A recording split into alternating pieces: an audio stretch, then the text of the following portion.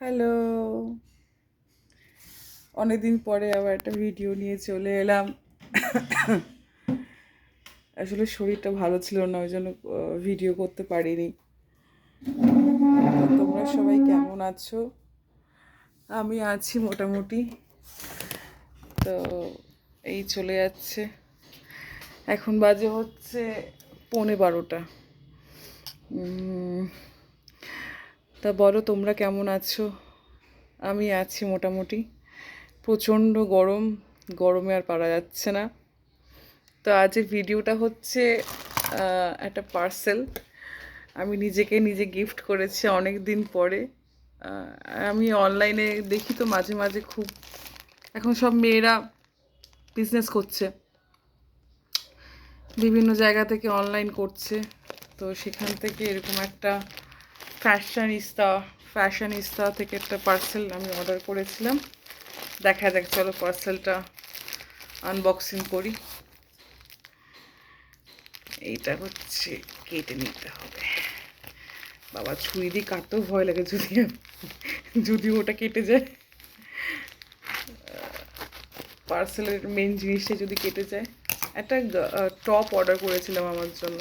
আমি ভীষণ টপ পছন্দ করি, আর আমার ফেভারিট কালার।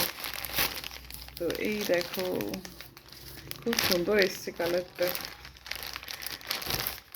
তো কি কি হয়েছে?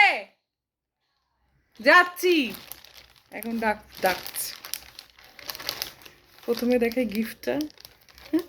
একটা গিফট এসছে, আর এই হচ্ছে টপটা। ও, নতুন টপের গন্ধই আলাদা। আহ আহ আহ এবার খুল যা সুসি। ও, কি দারুণ, কি দারুণ।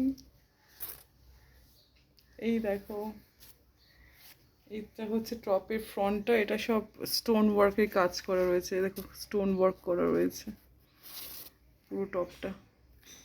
এটা আমি আজকেই পরে বেরোবো। আমি নতুন জিনিস একদম রাখতে পারি না। আর এটা হচ্ছে ব্যাক সাইডটা, সব প্রিন্ট করা রয়েছে।